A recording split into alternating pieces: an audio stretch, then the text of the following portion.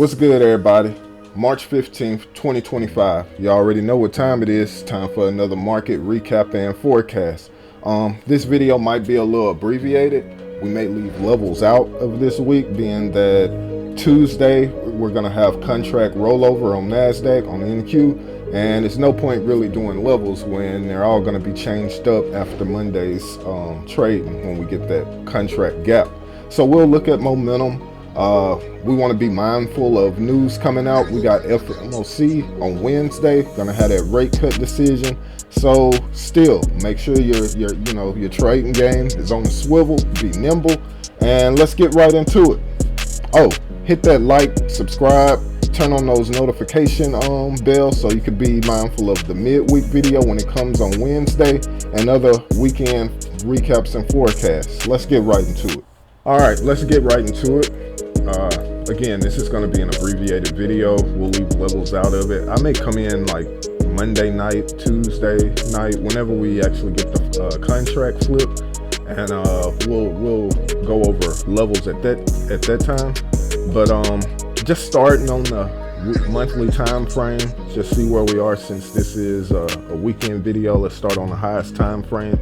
Monthly is still in an uptrend. The monthly would be in an uptrend until we got all the way down to 12,000. That's nowhere near on the table, if you ask me.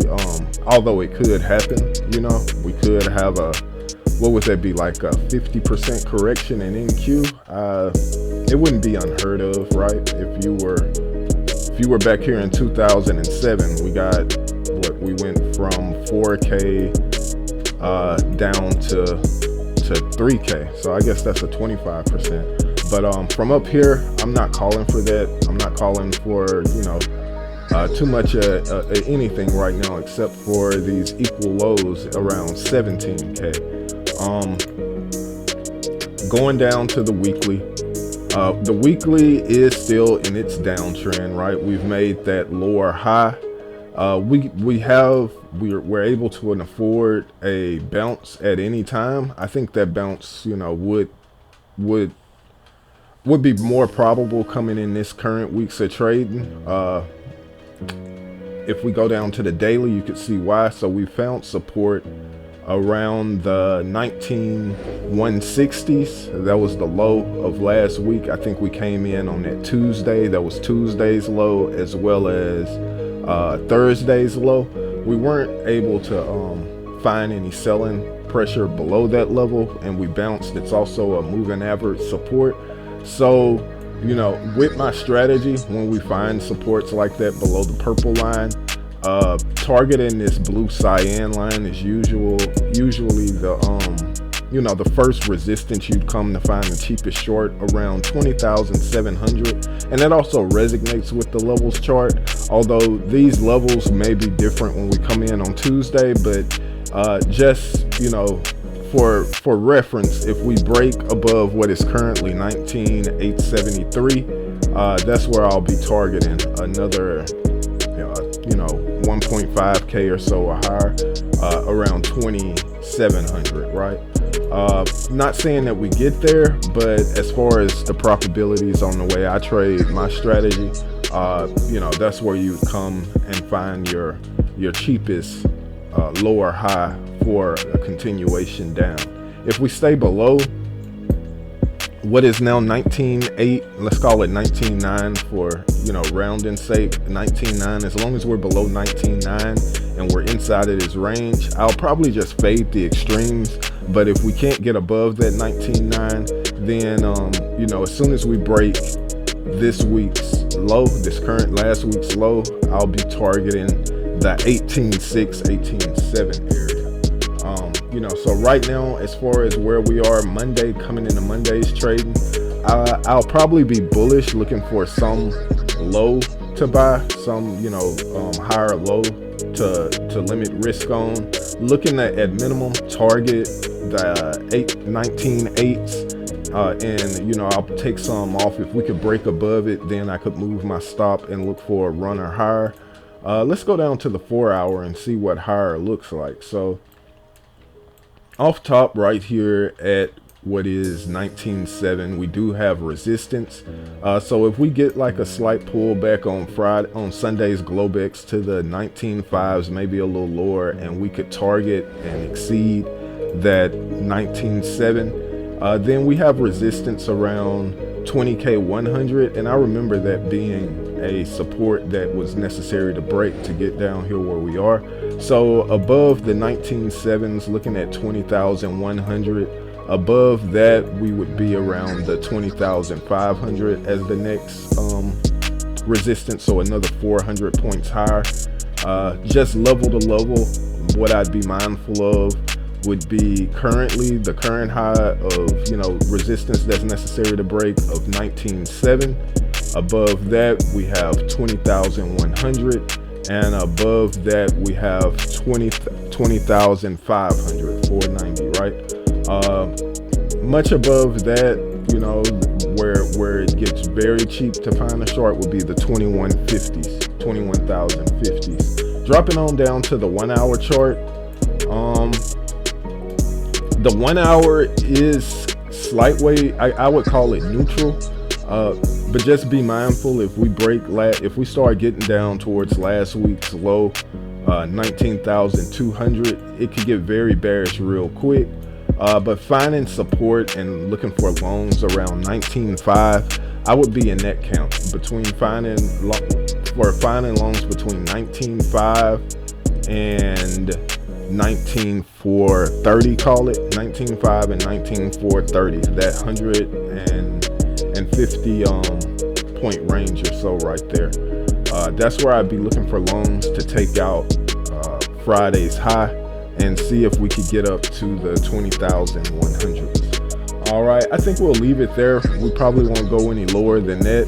Let's go ahead and see what gold did. I know gold, it held above that weekly balance range that we were trying to short. It broke above that high. If you're, looking at what I'm referring to, just look at the last week's weekend video and Wednesday's video, where I talk about how the cheapest short was from the 1908 level. We're not wanting to risk too much above that, stating that, if we accepted above 19.8 and got into that previous week's balance range, then all-time highs would be on the table. I think that was down here. This is the run-up actually, but right here should be 29.8.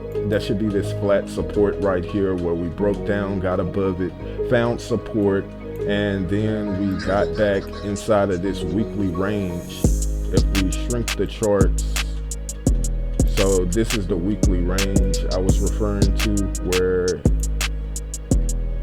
once we accept it back in there, I was like, that would be a cheap short to short, but if we accept inside of it, look for all-time highs, and that's what we did. Gold right now, let's go up to the daily and see what we can see, or better yet, monthly, being that we've exceeded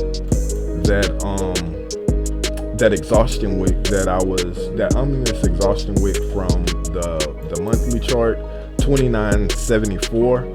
As long as we're above that, gold is bullish. That would be a level I'd go ahead and put an alarm on, right? Just wanting to know if we ever dip below that, because that may be and that was also relatively equal highs on the weekly chart. So yeah, if we get back below that, that may be a decent resistance to take a short. I wouldn't probably take the short. I just look for support in that area, seeing if we could have a retest and maybe pump higher from there. I'm really hands off on gold. I'm not interested in trading it just because it's so high. I'm only interested in longs, and again, a level like this is a level I take, take a little risk at, see if we could, retest and go higher. Below that, again, I'm not interested in buying gold, and it may never get there. I may never buy gold again until it gets down to, 28, maybe around that 29,800 level. Let's go down to a 4 hour. So where I would buy gold would be right here, around 29.50 in the low 2900s, between 29.50, maybe a wick below, again, the It didn't even get all the way down to 29.08. That's where I really would love to buy it, but that's way down here. We may not get there. So again, I'm hands off.